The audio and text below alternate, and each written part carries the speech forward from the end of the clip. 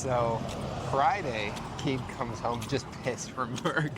he's super angry because there's a bunch of bots that he was working with. But you're really upset, right, Cade? Yeah. But what were you more upset at? I was more upset that I let myself surround with that energy. So I was actually more mad at myself. But then I realized there's no point in being mad. So I learned a good lesson. Yeah, there's literally no reason to be mad ever. It's just how you perceive things. Like that is quite literally the only thing. If you perceived everything as good, then it would probably be good. This morning, I woke up fucking pissed. There was just a lot of work that I had to get done, that got fucked up, that I had to fuck up. It's like 6:30 a.m. right now. I did not, that's not what I wanted to be thinking about when I woke up. I was like, oh, nice, I'm waking up. And then my whole mood just was down in the shitter, which there's no reason for it to have a bad mood. And what I notice is that I make substantially better progress in work and business and life. I get more opportunities. I find better friendships, relationships when I'm just in a good, positive mood.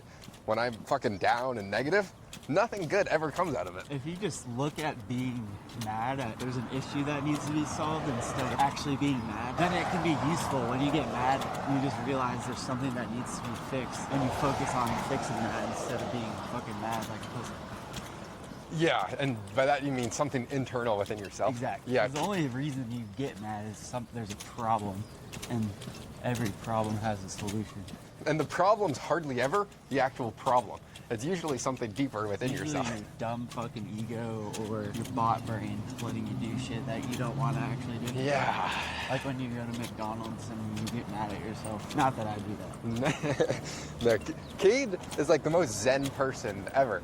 And so anytime I'm thinking about things, it's like, okay, what would Cade do? And so this morning I woke up, I was pissed. I go downstairs, Cade just has a smile on his face on the walking treadmill, ripping stonks. And I'm like, all right, bro, what am I upset about right this morning? Like in our nice house. I'm like, bro, like what the fuck is wrong with me? But it is important to have people around you. Like when I was mad, you guys were chilling. So I was like, all right, I need to chill. Yeah. Cade was pissed. We were on our way to the gym, like just joking around, having a good time. Yeah, if you got retards around you that are also getting mad when you get mad, then that just makes it even worse. So you need to have friends around you that question why you're getting so fucking mad. Yeah.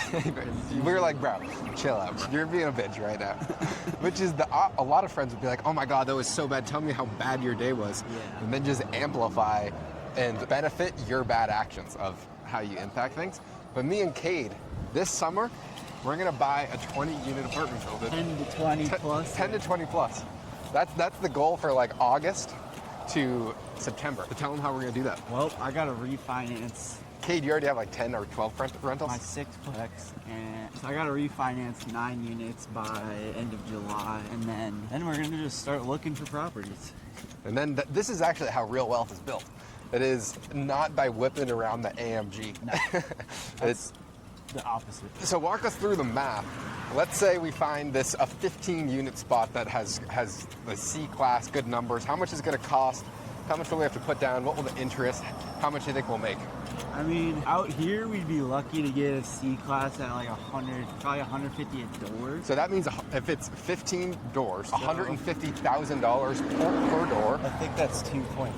Yeah. Or $2.25 million. So we'd probably have to put at least 450K down. 450,000 down. Which we could borrow from somebody else. And this is where everyone thinks you need your own money to fucking invest in real estate. That is not true. You actually need a good deal. Yeah. And so Cade's been doing this. He finds great deals. He offers someone a 10% cash on cash return. He takes their money as the down payment and then pays that person 10% until he can pay them off for a year, right? Yeah, so we'd probably be looking at like a 20K interest payment per month, which we could split. And then obviously we have like bills, utilities. So we'd probably be looking at around like 22 grand a month for everything. Insurance, taxes, utilities, all that, and interest. Until it's stabilized. And then, yeah, it'd probably take us anywhere from 8 months to a year to stabilize. And then we'd probably be cash flowing hopefully around like 7 or 8 grand, I would think. Yeah, so that's positive cash flow, $7,000, $8,000 with no money into the deal originally because you're borrowing the money for the down payment and then we're paying the interest, which the big benefit is the tax benefits though. So out of that $2 million, what you can do is do a cost segregation, which means you can force all of the depreciation of the asset into year one. Yeah. And that means you can depreciate 60% of that $2.2 million, which would allow us I think to it's not. 60. It might be Yeah. 40. Well, Is it 60? whatever it I is. think it's 40% of the purchase price, 60% of the rehab. Okay. It could be the other way around. So But either we'd be able to write off over $1 million. Yeah, you'd be able to write off $1 million of taxable income, which means what is your real ROI there? If you, after 1 year, get paid $8,000 per month and you have to pay no taxes, I mean, what's your fucking return? And then you get a situation where interest rates go down, you refi, you strip out the equity, that's also tax-free. This is how the wealthy get wealthy. And so when you do this young, instead of being a retard and buy a nice car, this is how you are 35 and retired, all right? Easy money. It actually, No AMGs, all real estate.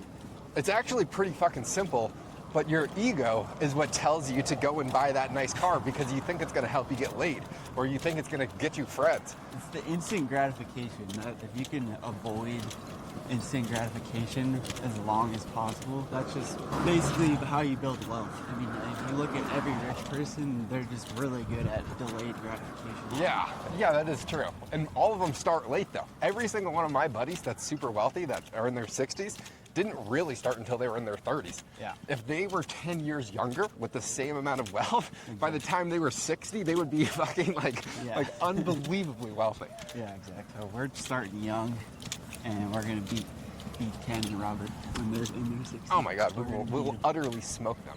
Ken, for example, he's a guy that I work with that he has 10,000 apartments. So I get to learn a lot about real estate by hanging around with Ken every single day. He did not buy his first property until he was 34 years old. And then 30 years later, he's like 62 now, he has 10,000. And he's buying like 500 million per 6 months right now because he has so much fucking money and he has so much experience. But if he bought his first property at 24, he would probably have like fucking 50,000 apartments right now because the compounding growth is unbelievable. Our first deal is going to be the hardest. The second one will be easier, and then we'll just have more and more money to continue to buy deals. Yeah. The only bottleneck will be finding a good deal. That's literally when you train your mind of pure abundance, it's super easy to find money if you think creatively because there's so many people that have money in their bank account or have it in their savings account getting 2 or 3%. They don't know what the fuck to do with it. If you can get them 7 to 10%, they would rather give it to you because you're giving them a better deal. Easy peasy. And you get to pay no taxes because fuck the IRS, bruh. No, dead ass, bruh. Fuck you guys.